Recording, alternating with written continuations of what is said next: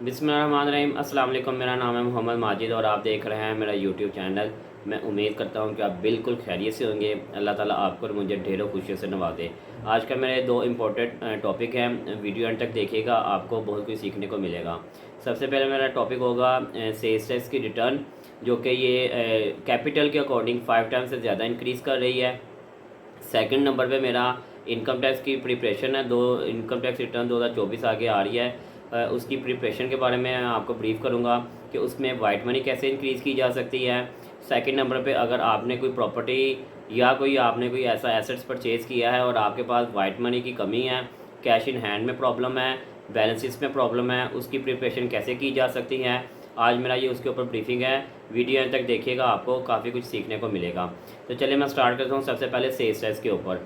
सबसे पहले मैं आपको एक ये भी चीज़ को से आगाह कर दूँ कि हमारा जो इंग्लिश ईयर्स होता है ना, वो देखें स्टार्ट होता है 1 जनवरी से, ठीक है, हम लोगों के अकॉर्डिंग जो एक आम पीपल्स है। बट FBR ऑफिशियल्स उसका जो ईयर स्टार्ट होता है वो 1 जुलाई से स्टार्ट होता है और 30 जून उसकी एंडिंग होती है। तो देखें 2024 की रिटर्न के लिए अब दो माह बाकी है, मई और जून। 30 जून तक ये 2024 क्लोज हो जाएगा और उसकी इनकम टैक्स रिटर्न की डेट आ जाएगी 1 जुलाई से। इनकम टैक्स रिटर्न के फॉर्म भी आ जाएंगे ताकि आप अपनी इनकम टैक्स रिटर्न फाइल कर सकें। तो आज आपको यही ब्रीफ करूंगा कि इन सब चीज़ों से कैसे बचा जा सकता है। तो सबसे पहले मैं आपसे ये कहूँगा कि सेल्स टैक्स की रिटर्न को मैं पहले पकड़ता हूँ सेल्स टैक्स के ऊपर, जो कि अब ये रिसेंटली SRO 350 आया है कि जनाब आपका जो कैपिटल होगा उससे 5 गुना जो इंक्रीज़ अगर आपकी सेल होगी तो आपको उससे कमिश्नर से अप्रूवल लेनी पड़ेगी। उसके बगैर आपकी सेल्स टैक्स की रिटर्न सबमिट नहीं होगी। तो इसके लिए हमेशा से इंसान को तैयारी कर लेनी चाहिए। आगे जो 2024 की रिटर्न आ रही है कि इसको कैपिटल को कैसे इंक्रीज़ किया जा सकता है ताकि इन फ्यूचर में आपकी जो 5 टाइम की सेल है उसके ऊपर कोई प्रॉब्लम ना आए। इसका सबसे बेहतर सलूशन ये है कि आप अपनी अभी से इसकी प्रिपरेशन करें, इसकी तैयारी करें कि आपने कोई एसेट्स परचेज़ किया है, आपके बैलेंसेस कहाँ स्टैंड कर रहे हैं। उसकी वजह मैं ये बताने लगा कि इस वजह से कह रहा हूँ आपको कि आपने जब आप ये अपनी प्रिपरेशन करेंगे, अपनी वर्किंग करेंगे, अपने अकाउंट्स की तरफ जाएंगे, तो आपको ये एक इतना को अंदाज़ा हो जाएगा कि मैं इन फ्यूचर 2024 की रिटर्न में अपने कैपिटल को इंक्रीज़ कर सकता हूँ कि नहीं कर सकता। ये एक आपकी प्रिपरेशन लाजमी होनी चाहिए क्योंकि अभी 2 माह बाकी हैं, उसमें आप काफ़ी कुछ अपनी चीज़ों को इंक्रीज़ कर सकते हैं, अपनी वाइट मनी को इंक्रीज़ कर सकते हैं, अपने कैपिटल को इंक्रीज़ कर सकते हैं, अपने एसेट्स को इंक्रीज़ कर सकते हैं। यही आज की मेरी ब्रीफिंग है कि वो किस तरह कर सकते हैं। ये आपने सारी जब प्रिपरेशंस करेंगे आपके कि सेल्स टैक्स की रिटर्न के अकॉर्डिंग अगर हमारा कैपिटल हम इसको इंक्रीज़ करना चाहते हैं। देखिए हर बंदे का एक अपनी थिंकिंग होती है कि मैंने इन फ्यूचर अपने बिज़नेस को इंक्रीज़ करना है, इन्हांस करना है, उसको किस तरह किया जा सके। जब तक आपका कैपिटल इंक्रीज़ नहीं होगा उससे 5 टाइम्स आप एक मंथ में सेल नहीं कर सकते। ये एक जो FBR की तरफ से बाड़ लग गई हुई है सेल्स टैक्स रिटर्न के ऊपर, तो आप उसको इंक्रीज़ किस तरह की कर सकते हैं। तो इसके ऊपर ये आपकी प्रिपरेशन इंतहाई ज़रूरी है कि आप इसको किस तरह कर सकते हैं। ये मैं आपको आगे प्रॉपर ये वीडियो पे गाइड करूँगा। साथ ही मैं इनकम टैक्स के लिए भी गाइड कर दूँ कि अपनी वाइट मनी को किस तरह इंक्रीज़ किया जा सकता है।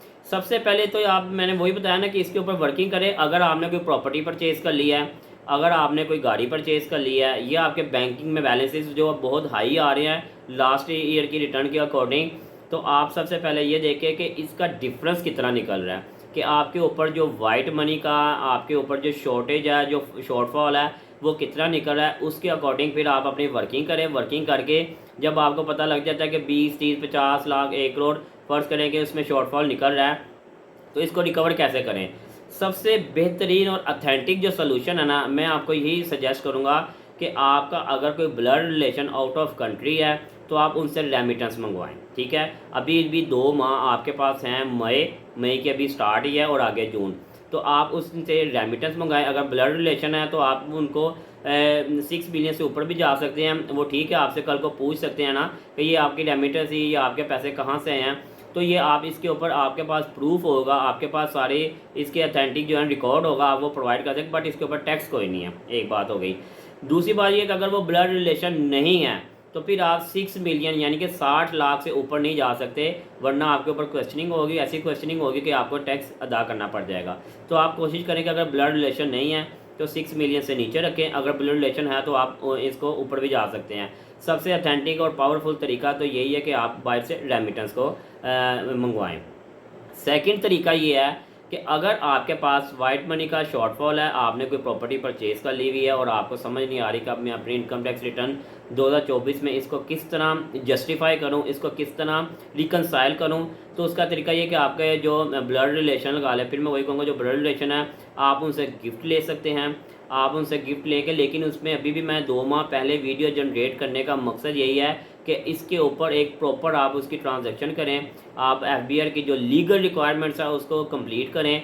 आप अपने चेक रूट करें जितनी आपने जो है ना गिफ्ट लेना। अगर अगले बंदे के पास आपके जो ब्लड रिलेशन है, चाहे वो वालिद है, चाहे वो वालदा है, चाहे वो भाई है, चाहे वो चचा है, या कोई भी रिलेशन है जो ब्लड रिलेशन होता है, आप उनसे अपनी वाइट मनी ले सकते हैं। साथ में चेक को रूट करें अपने बैंकिंग के थ्रू, ताकि कल को वो बैंकिंग ट्रांजैक्शन में इंक्लूड हुआ हो तो आपको जस्टिफाई करने में और इसको क्लियर करने में कोई आपको दिक्कत नहीं आएगी, प्रॉब्लम नहीं आएगी। 2 तरीके हो गए। थर्ड तरीका ये है कि आप अपने किसी से लोन ले लें। ठीक है, अगर किसी के पास वाइट मनी है तो आप चाह रहे हैं कि जनाब मुझे इस 2024 की रिटर्न में कोई शॉर्टफॉल आ रहा है, मुझे वाइट मनी की अशद ज़रूरत है, इसके बगैर मेरी इनकम टैक्स रिटर्न 2024 से फ़ाइल नहीं हो सकती, तो आप इसका एक बेहतरीन सलूशन ये है कि आप लोन ले लें। लोन भी देखें, ये आपने जेहन में रखना है कि जब आप लोन लेंगे आपने अपनी ट्रांजैक्शनों को कंप्लीट करना है, जितना भी लोन लेंगे, बट 3 ईयर्स के अंदर आपने उसको रिटर्न भी करना है। ये आपने बस माइंड में रखना है। एज़ पर लॉ आपने 3 साल के अंदर उसको वापस आपने उसको रिटर्न भी करना। उसी तरह आप अपने इनकम टैक्स रिटर्न में अगर फर्स्ट करें 1 साल में आपने 10 लाख लिया हुआ है तो आपने 2 लाख दे दिया, 3 लाख दे दिया, अपनी रिटर्न में आप उसको लेस करते जाएंगे, लाइबिलिटीज़ को कम करते जाएंगे। आपने ये रिटर्न भी उसी बैंकिंग ट्रांजैक्शन के थ्रू करना है। तो मैं अपने क्लाइंट्स को हमेशा से यही सजेस्ट करता हूँ कि अगर आपने कोई प्रॉपर्टी परचेज़ कर ली है, बैंक बैलेंसेस ज़्यादा हैं आपके, आप किसी किस्म का कोई प्रॉब्लम आ रही है, तो आप जो है ना 2 से 3 माह पहले अपनी इनकम टैक्स रिटर्न की प्रिपरेशन रेडी कर दें, ताकि इन फ्यूचर आपको कोई प्रॉब्लम ना। क्योंकि मेरे अक्सर क्लाइंट स्टार्ट में पहले ऐसे करते थे, मैं 5-6 साल पहले की बात बता रहा हूँ, कि जनाब प्रॉपर्टी परचेज़ कर लेते थे और मेरे पास आके फिर कहते थे कि इसको वकील साहब एडजस्ट करें, मुझे हमें नहीं पता, आपने कि कोई तरीका निकालना है, ये करना है, वो करना है। तो मैंने तब से अपने ये एक रूटीन स्टार्ट कर दिया है कि मैं अपने क्लाइंट जब भी वो मेरे पास आते हैं मैं उनको हमेशा यही गाइड करता हूँ कि भाई इनकम टैक्स रिटर्न के आने से 2-3 माह पहले आपने मेरे साथ एक मीटिंग ज़रूर करनी है, ताकि आपके अकॉर्डिंग जो एसेट्स होंगे उसको एक बार रिकनसाइल कर लिया जाएगा।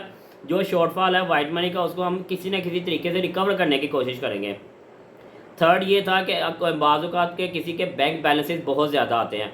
आप इसका एक सिंपल सा तरीका है, आप उसके बैंक बैलेंसेस को निकालें 30 जून आने से कोई हफ़्ता पहले, 10 दिन पहले, और जैसे ही 30 जून यानी कि क्रॉस हो, 1 जुलाई तो खैर हॉलीडे होती है, 2nd, 3rd, 4th, 5th जुलाई जब आप चाहें आप उसके जो है ना उसको वापस अपने बैंक में कर सकते हैं। लेकिन सबसे पहले मैं आपको यही इम्पोर्टेंट चीज़ ये है कि बाज़ का लोगों को प्रॉपर्टी कहीं इन्वेस्टमेंट की है, गाड़ी ली है, या किसी किस्म की कोई इशू आता है ना, तो बाद में आके जो आप लोगों ने इस चीज़ के ऊपर करना है कि यार इसको कैसे एडजस्ट किया जाए। अभी भी 2 माह हैं, आप रेमिटेंस मंगवा सकते हैं, आप अपने किसी से अगर गिफ्ट लिया तो उससे बैंकिंग ट्रांजैक्शन कर सकते हैं, ताकि लीगल एक्शन कंप्लीट हो। और अगर नोटिस आता भी है खुदा ना खासा तो हम उसके ऊपर प्रॉपर एक रिप्लाई कर दे सकें कि हमने ये गिफ्ट लिया, ये उसकी ट्रांजैक्शन है, ये इसका जनाब जो सारा लीगल प्रूफ है। तो ये इसीलिए इसकी प्रिपरेशन ज़रूरी है। तो मैं आप लोगों को यही कहूँगा कि 2 माह से पहले जो किसी को किसी किस्म की कोई प्रॉब्लम है तो ये अपनी वाइट मनी इंक्रीज़ कर सकते हैं, कैपिटल इंक्रीज़ कर सकते हैं, कैश इन हैंड का इंक्रीज़ कर सकते हैं। किसी के पास कैश इन हैंड अगर इंक्रीज़ है तो ये मैं सेल्स टैक्स वालों के लिए बात करूँ कि वो अपना कैश इन हैंड अब उसको कैपिटल में कन्वर्ट करें 2024 के रिटर्न में, ताकि उनको ये 5 टर्न वाला इशू ना आए। तो मैं उम्मीद करता हूँ कि आपको वीडियो काफ़ी अच्छी लगी होगी, इससे काफ़ी कुछ सीखने को आपको मिला होगा। इन फ्यूचर क्या बल्कि एवरी ईयर आपने यही करना है कि जब भी कभी आपको ये प्रॉब्लम आए तो आप इनकम टैक्स रिटर्न आने से 2 से 3 माह पहले आप अपने टैक्स कंसल्टेंट के साथ मीटिंग करें, उनको ये अपना ब्रीफ करें कि हमारा ये फ्यूचर है, ये प्लान था, अब हमें इतना शॉर्टफॉल आ रहा है, तो उसके अकॉर्डिंग आप अपनी प्रिपरेशन कर सकते हैं और अपनी वाइट मनी को इंक्रीज़ कर सकते हैं। अब तक के लिए मुझे इजाज़त है, अब मिलेंगे नेक्स्ट वीडियो में, क्योंकि वीडियो काफ़ी लंबी हो रही है। नेक्स्ट वीडियो में मिलेंगे इंशाल्लाह ताला एक नए टॉपिक के साथ, एक नई वीडियो के साथ। तब तक के लिए आप अपना ख्याल रखिएगा, मुझे दुआ में याद रखिएगा। Thanks for watching. अल्लाह हाफिज़।